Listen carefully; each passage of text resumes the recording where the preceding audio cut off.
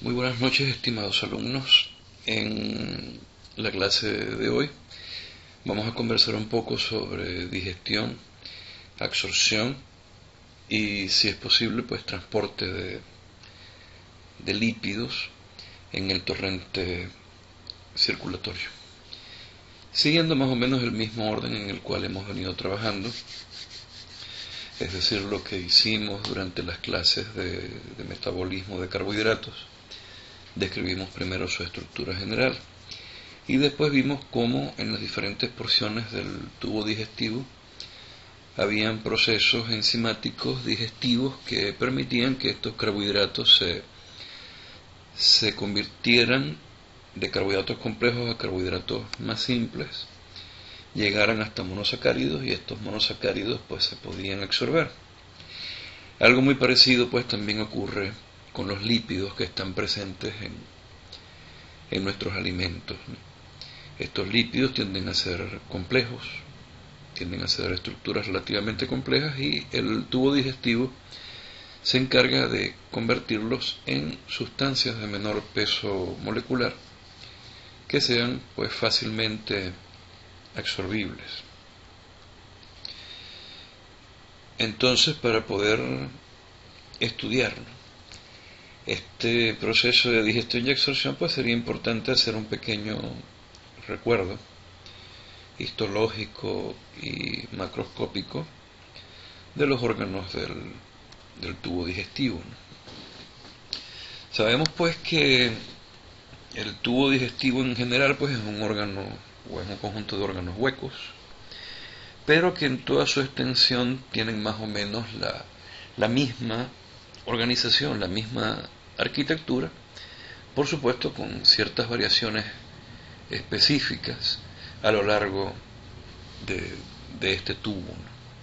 Obviamente, ¿no? Ustedes van a revisar esto mucho mejor en histología y embriología, así que esto pues sencillamente no pretende, ¿no?, sustituir la clase de anatomía y de histología, sino sencillamente pues hacer un pequeño repaso, ¿no? Fíjense que el tubo digestivo como tal, tiene una luz y tiene por supuesto una pared.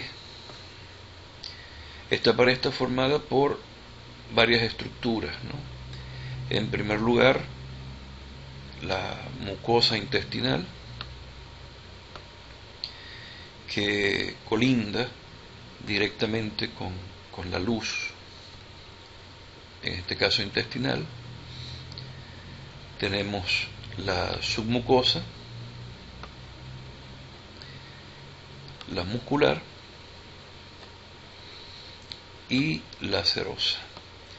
Obviamente, desde el punto de vista de digestión y absorción, el elemento más importante pues es la mucosa intestinal, pues ahí están presentes las células epiteliales intestinales que nosotros denominamos enterocitos, que son células especializadas en la absorción de nutrientes. Otro elemento importante en esta organización arquitectónica del tubo digestivo es la presencia pues de glándulas anexas. Estas glándulas podrían ser desde un orden más proximal las glándulas salivares. El hígado también es una glándula anexa al tubo digestivo, el páncreas, que tienen como función, en líneas generales, producir sustancias que facilitan la digestión y la absorción de los alimentos, o producir enzimas de naturaleza digestiva que permiten la degradación rápida de los alimentos ingeridos. Un punto importante en esta organización arquitectónica es que el tubo digestivo tiene una gran superficie de absorción. Y este incremento o esta gran superficie está relacionada con ciertos arreglos anatómicos e histológicos que permiten precisamente tener una amplia superficie para que los nutrientes interactúen y puedan ser absorbidos. Por ejemplo, en esta imagen, donde se observa pues de forma macroscópica una porción del tubo digestivo, podemos ver cómo la mucosa intestinal forma pliegues. Estos pliegues mejoran en mucho la superficie de absorción. Pues si nosotros desenrollamos este pliegue, podemos ver pues que la extensión de la mucosa se amplifica. Estos pliegues de primer orden se denominan válvulas de Kerckring, que no son más que proyecciones de la submucosa rodeada de epitelio intestinal. Entre válvulas y válvulas de Kerckring se encuentran depresiones que se denominan placas de Seller. Las placas de Seller contienen gran cantidad de tejido linfoideo y tienen en parte, ¿no?, como función producir inmunoglobulinas, particularmente inmunoglobulina A, que sirve como defensa en el tubo digestivo contra patógenos que pueden invadir estas estructuras. Sin embargo, podemos lograr incrementar todavía más la superficie de absorción a través de la inserción dentro de la válvula de Kerckring, la inserción de pequeños, minúsculos pliegues de la submucosa. Esos pequeños pliegues de submucosa están recubiertos a su vez de enterocitos. Estos pliegues recubiertos de enterocitos se denominan vellosidades intestinales. Si yo desplegara toda la superficie de estas vellosidades y en vez de ponerlas de esta forma, en forma de dedo, las lograra estirar, tendríamos una superficie gigantesca de absorción.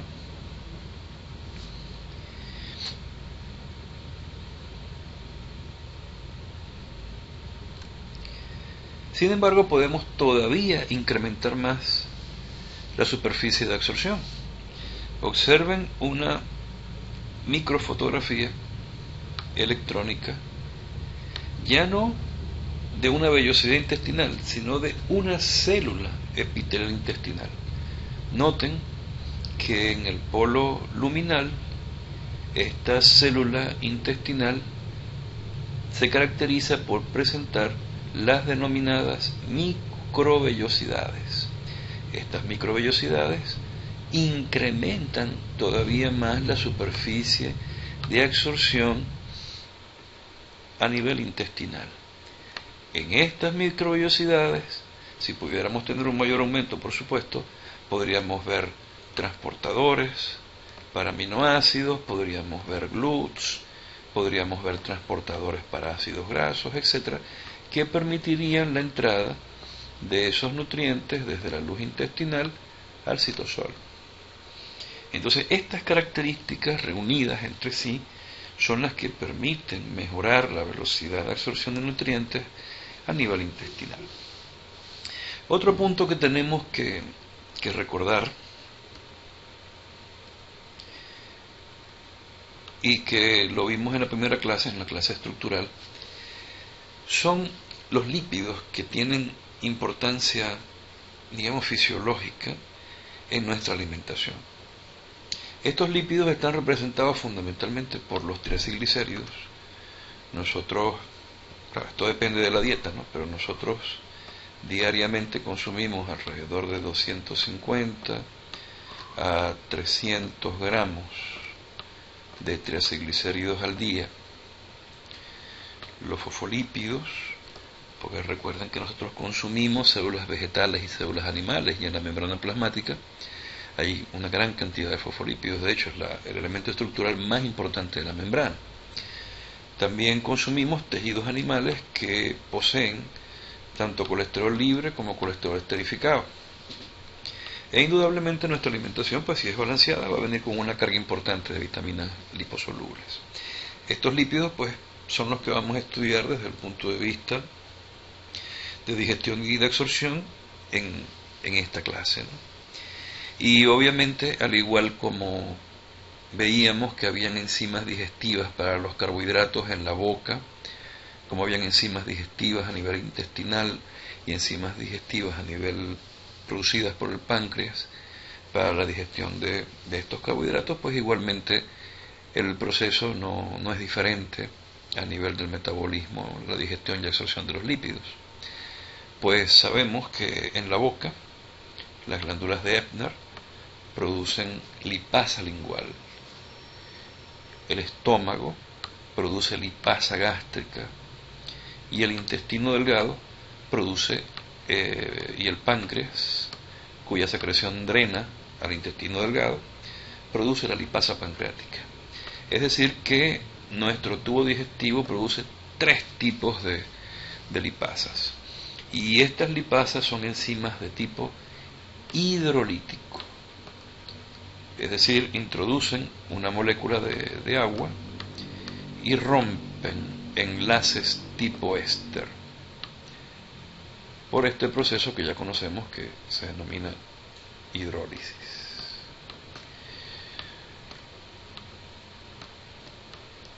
Ahora, ¿cuáles son los sustratos de estas enzimas, de las lipasas, ¿no? Obviamente lo vamos a ver más adelante, pero les quiero decir desde este momento pues, que las lipasas degradan fundamentalmente a los triacilglicéridos. Y como hemos visto en la lámina anterior, pues los triacilglicéridos son los principales lípidos alimentarios en lo que se refiere a la cantidad.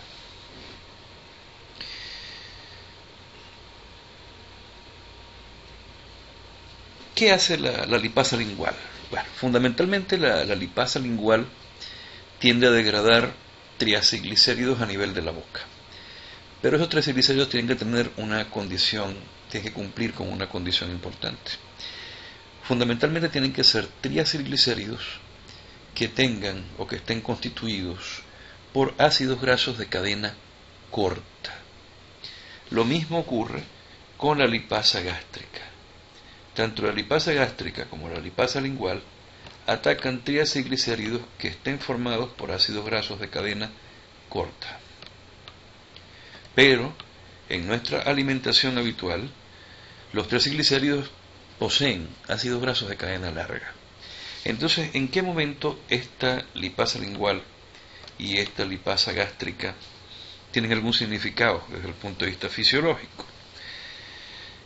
Indudablemente no es en el adulto, sino en el neonato, en el lactante menor, en el lactante, donde estas dos enzimas cumplen función importante, ya que la leche materna, que es el principal alimento que recibe el neonato y el que recibe el lactante menor, están formados o tienen o están constituidos por triacilglicéridos que poseen ácidos grasos de cadena corta. Entonces la lipasa lingual y la gástrica cumplen función importantísima en la digestión de las grasas de los triacilglicéridos en el recién nacido. En el adulto, por supuesto, no tiene una función importante, porque los lácteos que se derivan de bovinos, la leche de vaca, tiene triacilglicéridos con ácidos grasos de cadena larga. Por lo tanto, estas enzimas en el adulto pues no tienen mayor importancia. Pero por supuesto, la lipasa pancreática sí va a tener una importancia fundamental en el adulto, en la digestión de los triacilglicéridos en el adulto. Y también pues un papel fundamental dentro del proceso digestivo y absortivo tiene la bilis también, producida en el hígado y liberada hacia el duodeno. Aquí les traigo esto para recordar pues un poquito la anatomía, ¿no?, del intestino delgado y sus dos principales glándulas anexas, ¿no?, el hígado y el páncreas, ¿no? Recuerden que el páncreas tiene un ducto principal que se denomina ducto o conducto pancreático, que es el que se encarga de drenar la secreción exocrina, es decir, el jugo pancreático que se produce en las unidades funcionales exocrinas que llamamos acinos pancreáticos. Entonces esa secreción pancreática llega al ducto pancreático principal y desemboca a nivel del duodeno, en ampollas de váter.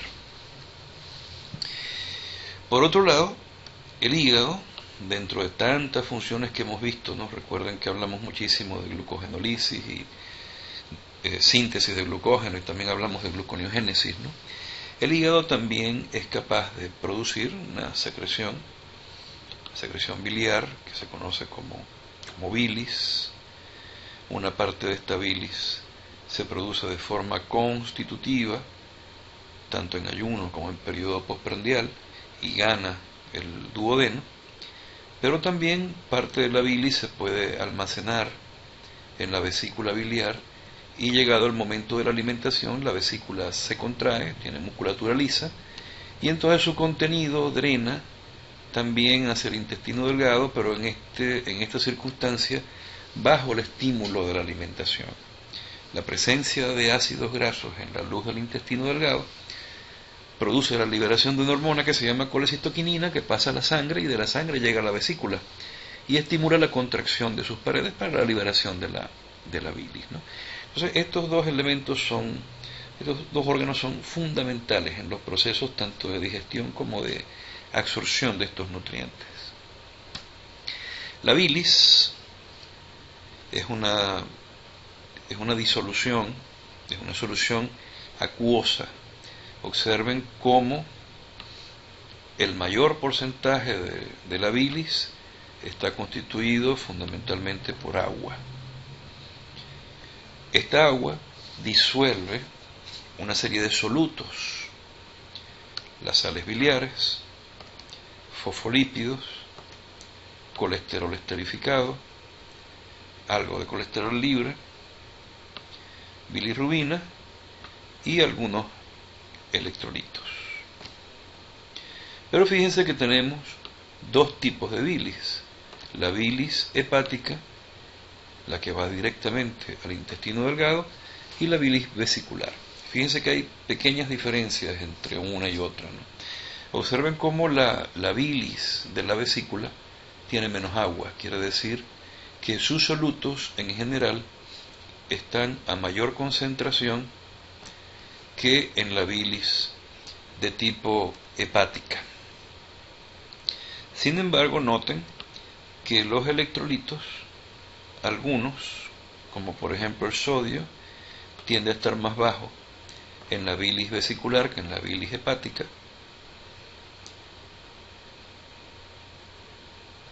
El cloro tiende a estar más bajo, al igual que el bicarbonato. El calcio sí está en mayor concentración en la bilis vesicular, ¿no? Sin embargo, pues la función de la bilis indudablemente es la misma. La bilis, independientemente sea hepática o sea vesicular, lo que hace es intervenir dentro de la solubilización de los lípidos alimentarios en un medio acuoso que representa la luz intestinal. Esto pues muy probablemente lo van a ver en cirugía, ¿no? El famoso triángulo litogénico. Fíjense que los principales solutos, los solutos de la bilis, son las sales biliares, los fosfolípidos y el colesterol. Estos tres elementos forman las tres caras de un triángulo, que en términos quirúrgicos se denomina triángulo litogénico de Charcot. La presencia de fosfolípidos y de sales biliares, obviamente, disueltos en agua,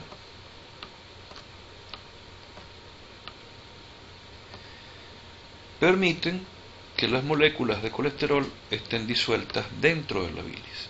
Pero, si la concentración de sales biliares disminuye, la concentración de agua disminuye, o la concentración de fosfolípidos disminuye, la capacidad del colesterol para disolverse cae. Y entonces él tiende a precipitar como cristales de colesterol, formando estas estructuras que están viendo dentro de una vesícula que fue extraída quirúrgicamente. Estos son cálculos biliares, cientos de cálculos biliares que se producen cuando el colesterol y las sales biliares no se solubilizan bien dentro del ambiente de la bilis. Entonces, obviamente, la presencia de esos cálculos va a forzar a que esa vesícula tenga que ser extraída quirúrgicamente.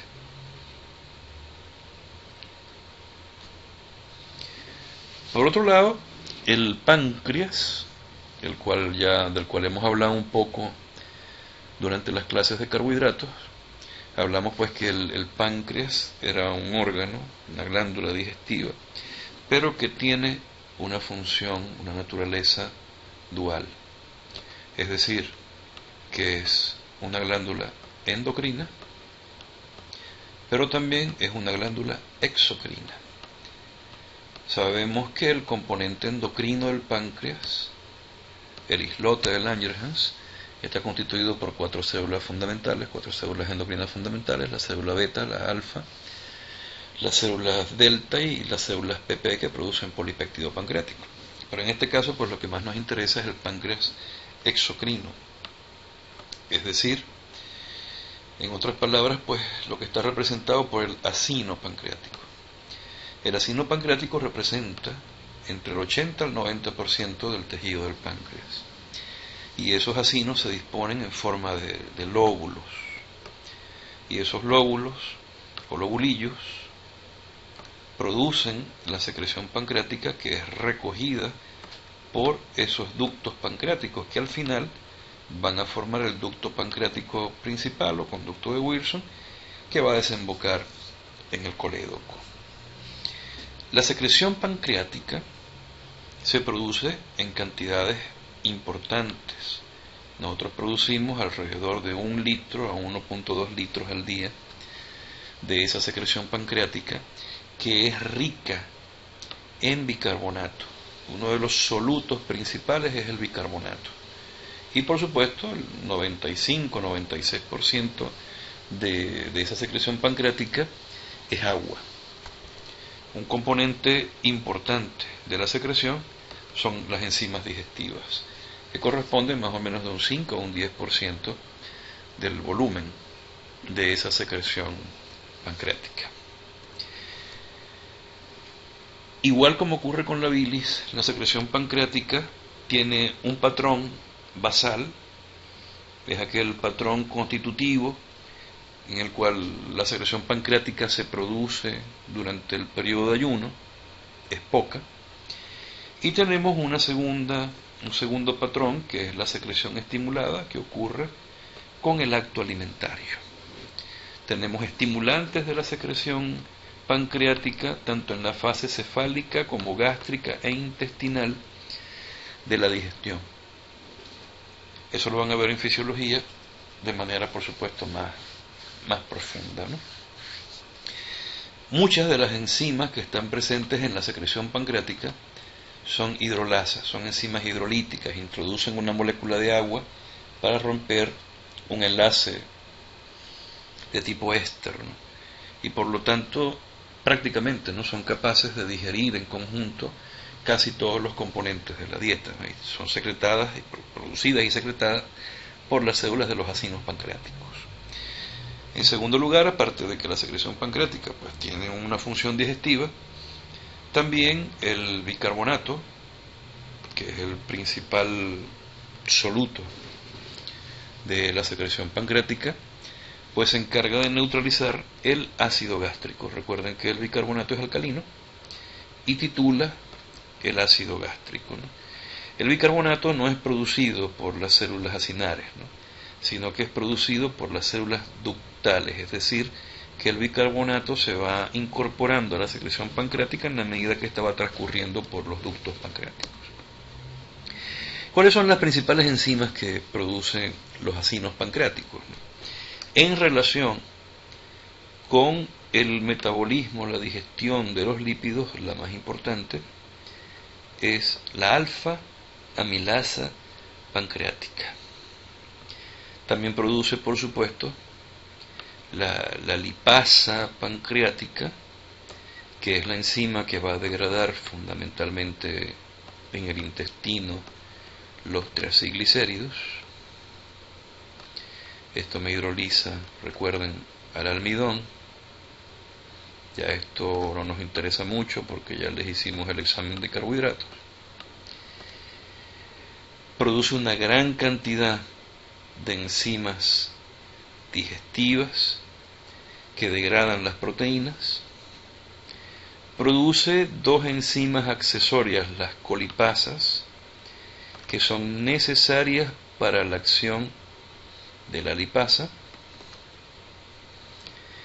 Y interesantemente, pues también produce fosfolipasa 2, que es la enzima que se encarga de degradar los fosfolípidos. Entonces observen cómo en relación al metabolismo de lípidos, degradación y absorción de lípidos, tenemos fundamentalmente la lipasa, la colipasa y la fosfolipasa A2. Ahora, como les había dicho al principio, ¿no?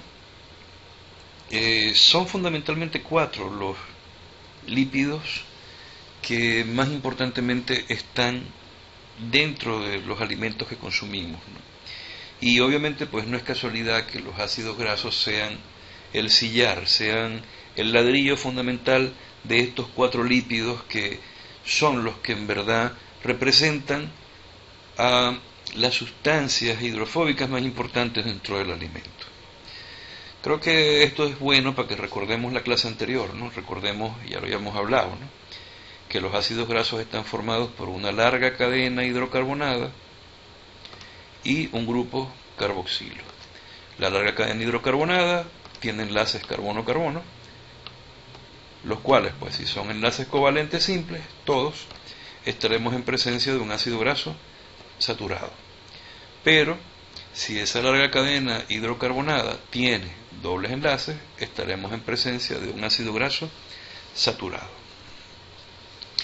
Recordemos también un poquito esto, ¿no? Habíamos hablado de que habían ácidos grasos que, según la nomenclatura, omega, es decir, contando a partir del último carbono, recuerden que el primer carbono es el carbono del grupo carboxilo, ¿verdad? Y el último carbono es el carbono omega,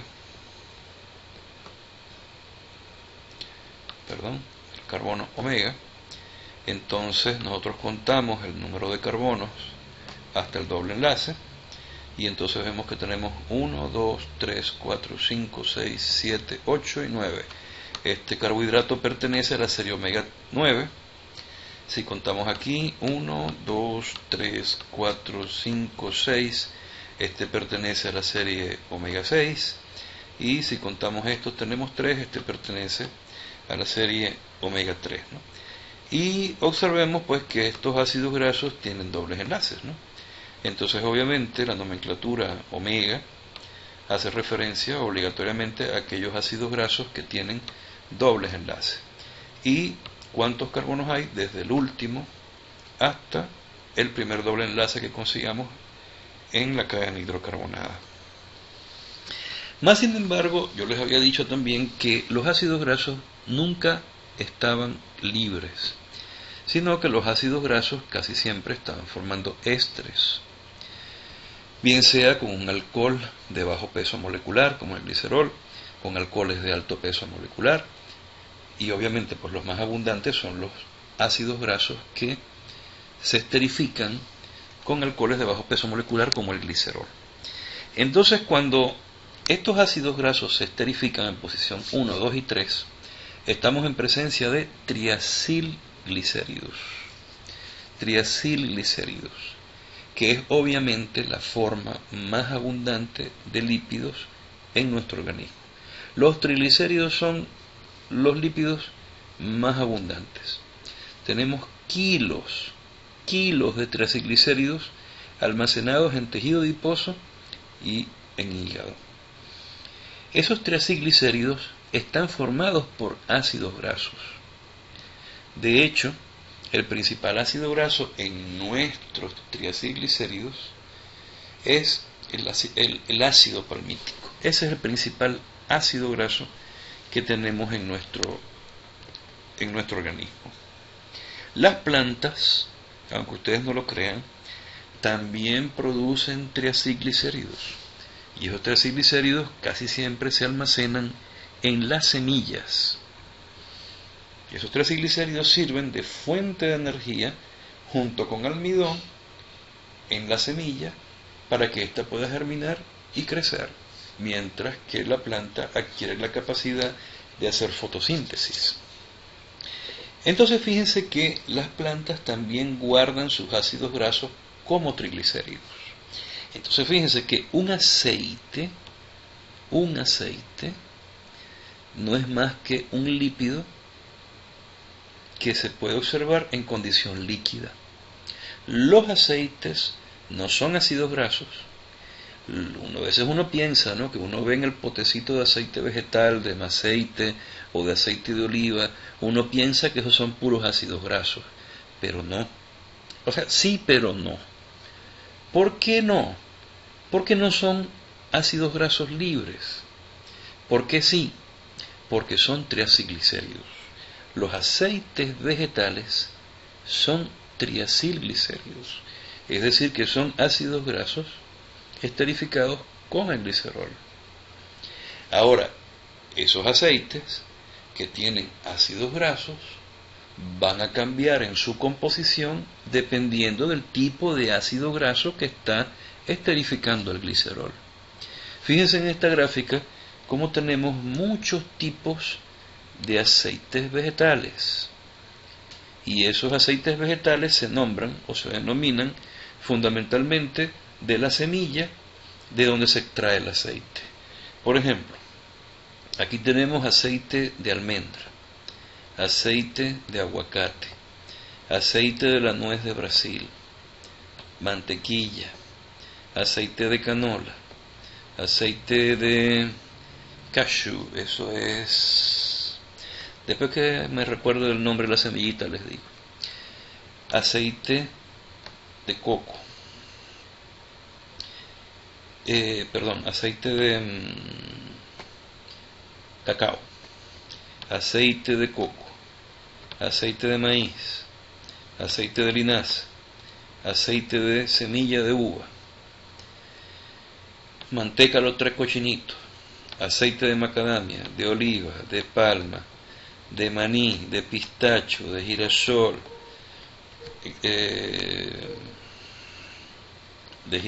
safflower, no recuerdo el nombre, la palma de kernel,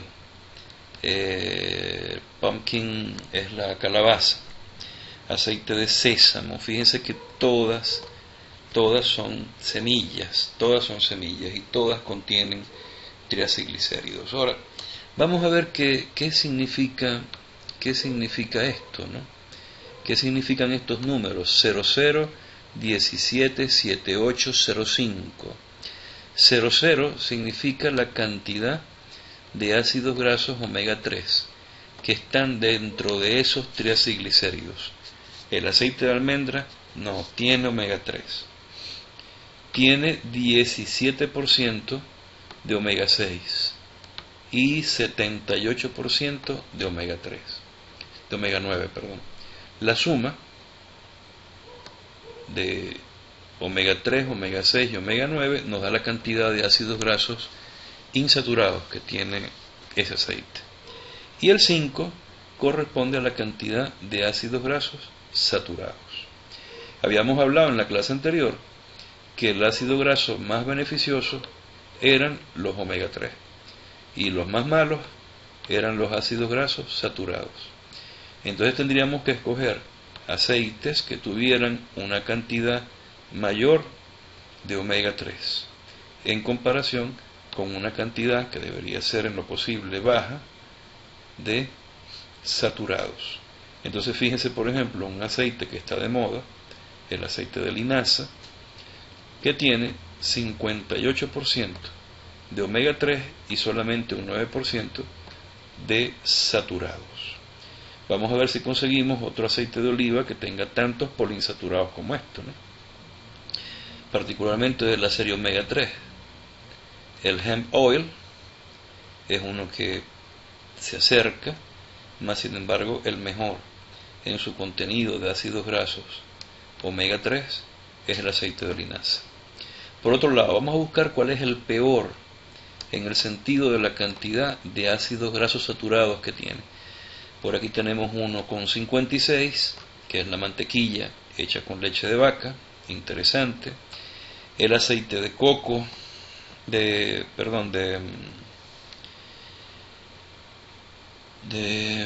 cacao. El aceite de coco es horrible, prácticamente es puros ácidos grasos saturados. Quiero buscar por aquí el aceite de palma, que tiene un 50%, la grasa de cerdo tiene un 42%, y por aquí 79%, la de la palma kernel, también tiene niveles muy grandes, ¿no? Entonces, pero obviamente el aceite de coco se los gana a todos, ¿no? El aceite de coco es quizás uno de los peores, ¿no? Y los aceites de palma también tienden a tener cantidades elevadas de ácidos grasos saturados, que son ácidos grasos que producen resistencia a la insulina, alteraciones en la secreción de la misma, incremento en la concentración de colesterol plasmático y triglicéridos, y por lo tanto mayor riesgo de aterosclerosis y problemas cardiovasculares. Habíamos hablado también de la clasificación de los ácidos grasos, ¿no? Que los podíamos clasificar según la extensión de la cadena hidrocarbonada en ácidos grasos de cadena corta, de cadena intermedia y de cadena larga. Aquí los podíamos clasificar también según la presencia o no de dobles enlaces en ácidos grasos saturados y los insaturados. Los saturados son aquellos que no tienen dobles enlaces y los insaturados son aquellos que tienen dobles enlaces. Y esos insaturados pues los podíamos clasificar en monoinsaturados con un solo doble enlace y los poliinsaturados con dos o más enlaces. Pero también tenemos que considerar a los ácidos grasos desde un punto de vista alimentario. Los podemos clasificar en no esenciales, porque son aquellos que podemos producir dentro de nuestro organismo, quiero decir que no son esenciales desde un punto de vista nutricional, y los ácidos grasos esenciales, que son aquellos que no producimos en el organismo y que por lo tanto tienen que ser suministrados en la dieta. Funcionan así más o menos parecido a las vitaminas. Nosotros no producimos vitaminas y por lo tanto tenemos que consumirlas con los alimentos. Igualmente los ácidos grasos esenciales, ¿no? Y también pues los ácidos grasos los podíamos clasificar, tal como lo habíamos dicho con anterioridad, dependiendo del último doble enlace y contando desde el último carbono, en ácidos grasos de la serie omega 3, de la serie omega 6 y de la serie omega 9. Los triaciglicéridos pues se forman gracias a los ácidos grasos, ¿no? Fíjense que un triaciglicérido no es más que un ácido graso esterificado entre una esterificación entre el grupo carboxilo del ácido graso y el grupo alcohol del glicerol. Fíjense, aquí tenemos un ácido graso, aquí tenemos otro ácido graso y aquí tenemos un tercer ácido graso. Observen cómo este triaciglicérido no es homogéneo. Ese triaciglicérido está constituido aquí en este caso por un ácido graso saturado, aquí por un ácido graso saturado, pero aquí tiene un ácido graso monoinsaturado. Entonces fíjense que no siempre tiene que ser el mismo ácido graso que está esterificando. Y esos ácidos grasos que se almacenan como triaciglicéridos terminan dentro de depósitos de grasa en el interior del tejido adiposo. Todas estas células que tienen núcleos periféricos aplastados y una gran vacuola que contiene grasa son los llamados adipocitos. En este caso, por las características, son adipocitos de tipo blanco, lo que se denomina en general, en conjunto, tejido adiposo blanco. Y es lo que permite pues que podamos almacenar grandes cantidades de triaciglicéridos en ese tejido que nos pueden servir como fuente energética a futuro. Los triacilglicéridos son ésteres de ácidos grasos con un alcohol de bajo peso molecular, el glicerol. Representan la principal forma de almacén de ácidos grasos en nuestro organismo y se encuentran fundamentalmente en tejido adiposo, también en las lipoproteínas plasmáticas, en el hígado y, bajo ciertas circunstancias, muy probablemente de tipo patológico, dentro del tejido muscular estriado. Fíjense cómo se forma el enlace éster de los triacilglicéridos, ¿no? El ácido graso aporta un OH del grupo carboxilo y el glicerol aporta el hidrógeno. Se libera entonces una molécula de agua y se forma el enlace tipo éster. Esto es lo que se denomina posición 1, la esterificación en posición 1, monoacil, mono quiere decir uno solo, es decir, un solo ácido graso, glicerol. 1, monoacil, glicerol. Obviamente, si hacemos como lo acabamos de ver, una sola esterificación, estamos hablando del 1-monoacilglicerol. Si hacemos dos esterificaciones, estamos hablando del 1,2-diacilglicerol. Y si hacemos una tercera esterificación, estamos hablando del 1,2,3-triacilglicerol, o como se conoce con frecuencia, triacilglicérido o triglicérido. Los fosfolípidos. De los fosfolípidos también hablamos un poquito, ¿no? Recuerden que los fosfolípidos, o por lo menos los fosfolípidos más comunes, ¿no?, que son los glicerofosfolípidos, son los fosfolípidos que tienen como alcohol al glicerol, son ésteres de ácidos grasos con el glicerol en posición 1 y en posición 2. Pero en posición 3, ¿qué le añadimos para convertirlo en un fosfolípido? Le añadimos un grupo fosfato. Recuerden que este es el fosfolípido más sencillo que existe. Es un fosfolípido que tiene los dos ácidos grasos y el glicerol. Pero también hay fosfolípidos que son un poquito más complejos y que también son comunes, ¿no? Por ejemplo, la fosfatidilcolina. La fosfatidilcolina es éster de un primer ácido graso con el glicerol, un segundo ácido graso con el glicerol, y en posición 3 el fosfato, pero al fosfato del otro lado se le une la colina.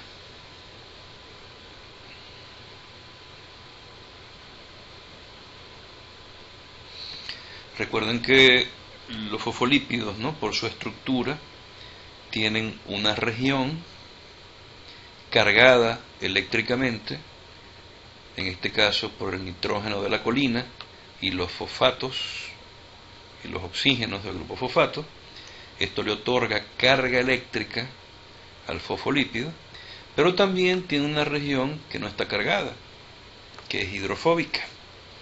Esta región hidrofóbica está representada fundamentalmente por las colas, las largas colas hidrocarbonadas del ácido graso. Y por eso pues se representa de esta manera, ¿no? La cola hidrocarbonada, las largas cadenas que son de lo que era el ácido graso, el fosfato, que tiene carga, y el grupo amino, que también tiene carga. Entonces, pues por eso la mayoría de los autores le llaman esto región polar o cargada eléctricamente, y a esta le llaman región no polar. ¿Para qué sirven esos fosfolípidos, no? Pues obviamente para formar estructuras de muy alto peso molecular y bastante complejas, ¿no?, como en el caso de las bicapas lipídicas que observamos en las membranas. Noten cómo hacia el exterior celular se orientan los grupos polares, es decir, la cabeza de los fosfolípidos, al igual que hacia el interior celular.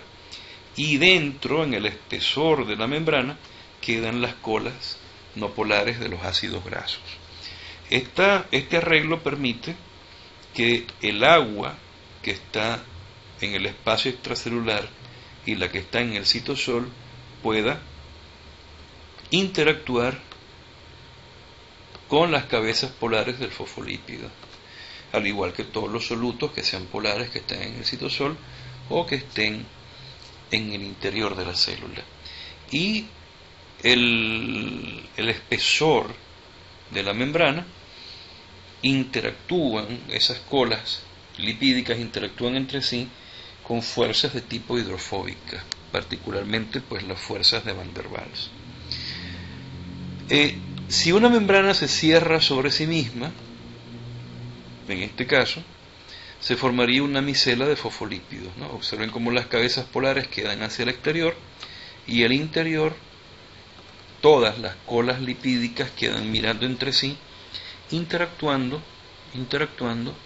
con fuerzas débiles, ¿no? Y en el caso pues de un liposoma, es prácticamente como si una membrana completa, o sea la bicapa completa, se torciera sobre sí y formara pues estas estructuras, ¿no? Fíjense que aquí las cabezas polares, ¿no? Y en el interior las cabezas polares podrían acomodar sustancias de naturaleza hidrofílica cargadas eléctricamente. Por eso es que los liposomas se usan frecuentemente como métodos de transporte para drogas que son hidrofílicas. Y en una micela yo podría transportar fundamentalmente sustancias que fuesen de naturaleza lipídica dentro de la misma. El colesterol, ¿no? El colesterol es una molécula célebre, ¿no? El colesterol también es parte de las membranas celulares, es parte de las lipoproteínas, es un precursor para hormonas de naturaleza esteroidea, es una molécula de señalización intracelular, es capaz de actuar como inductor o represor de algunos genes específicos, y por supuesto es una molécula de gran importancia. Claro está, ¿no? Casi todo el mundo la conoce por su otra cara, por la cara que no es tan bonita, que es que una elevación de los niveles de colesterol plasmático pues es un factor de riesgo para enfermedades cardiovasculares. Pero también el colesterol es una molécula pues que da vida a través de todas sus funciones orgánicas, particularmente estructurales y de señalización. El colesterol viene de dos maneras en nuestro organismo. Una forma es el denominado colesterol libre. Ya habíamos hablado que el colesterol pues proviene de un núcleo básico que se llama ciclopentano perhidrofenantreno. Pero fíjense que en el carbono número 3 el colesterol tiene un OH, es decir, el colesterol es un alcohol. Ese OH puede servir como punto de esterificación para fabricar a partir del colesterol libre el llamado colesterol esterificado, o como le dicen los autores sajones, ésteres de colesterilo. Recuerden que eso es sinónimo, ¿no? Colesterol esterificado, éster de colesterol, colesteryléster se refiere al mismo compuesto. Fíjense la diferencia entre el colesterol libre y el colesterol esterificado, ¿no? El colesterol libre tiene aquí en posición 3 el OH, y el colesterol esterificado en posición 3 ya no tiene el OH, sino que tiene un enlace de tipo éster. Fíjense que esto fue un grupo carboxilo, y esta R no es más que una larga cadena hidrocarbonada de un ácido graso. Esto quiere decir que el éster de colesterol no es más que la unión de una molécula de colesterol por enlace tipo éster con un ácido graso. El éster de colesterol no es más que la forma de almacén del colesterol. Nuestras células almacenan colesterol como ésteres de colesterilo. Entonces fíjense que aquí ya tienen ya una primera función de estos ésteres, ¿no? Fíjense que los ácidos grasos se esterifican con el glicerol y forman triacilglicéridos, es decir, ésteres que se almacenan en el tejido adiposo. E igualmente el colesterol se esterifica con un ácido graso y forma la molécula del éster de colesterol, que también se almacena en el interior de la célula. Esto quiere decir pues que la mayor parte de nuestros lípidos tiene capacidad de ser almacenado. Los fosfolípidos se pueden almacenar en la membrana, los ésteres de colesterol se pueden almacenar en el citosol, Y los triglicéridos también se almacenan en el citosol, pero particularmente en el tejido adiposo. Y por supuesto, pues la membrana plasmática es el paradigma de lo que sería la estructura capaz de almacenar prácticamente todos los tipos de lípidos. En la membrana tenemos triglicéridos en pequeñas cantidades, pero los hay. Tenemos fosfolípidos en grandes cantidades y también moléculas de colesterol intercaladas entre los fosfolípidos de la misma. Sabemos pues, y ya entrando, ¿no?, un poco más ya en territorio funcional, ¿no?, cuando éramos niños, yo creo que siempre en algún momento nosotros sacamos agua y sacamos aceite de la cocina y lo intentamos mezclar y nos dimos cuenta que en verdad el agua y el aceite no se la llevan nada bien, ¿no? Recuerden que los aceites son ésteres de ácidos grasos con glicerol, ¿no? Y estos ácidos grasos son de cadena larga, no van a ser muy solubles en agua. Entonces, esto podría pasar en nuestro organismo, porque nosotros consumimos triglicéridos y los triglicéridos se absorben. Entonces, si nosotros tenemos líquidos corporales donde el predominio de esa fase líquida es agua, cuando nosotros consumiéramos los lípidos, nos pasaría esto, ¿no? Los lípidos tenderían a ir hacia las zonas menos declives porque tienen un peso menor, tienen una densidad menor. Entonces la pregunta que surge en este caso es ¿cómo logramos nosotros que las grasas que consumimos y que al final pasan a la sangre sean capaces de disolverse en agua sin formar grandes cantidades o acúmulos de grasa circulantes que se podrían convertir en émbolos y posteriormente en trombos grasosos? Pues obviamente tenemos estructuras en la sangre, tenemos estructuras que permiten que estos lípidos plasmáticos se puedan disolver perfectamente en agua. Estos agregados moleculares que permiten solubilizar los lípidos se denominan lipoproteínas plasmáticas, que son macromoléculas bastante complejas que permiten que los lípidos que no son polares, los lípidos que no tienen carga, se puedan disolver fácilmente en el medio acuoso que representa el páncreas. Muchísimas gracias por su atención y entonces en la próxima clase vamos a hablar un poco entonces de cómo esas lipoproteínas son capaces de solubilizar los lípidos plasmáticos y cuáles son las funciones de las mismas. Muchísimas gracias por la atención prestada.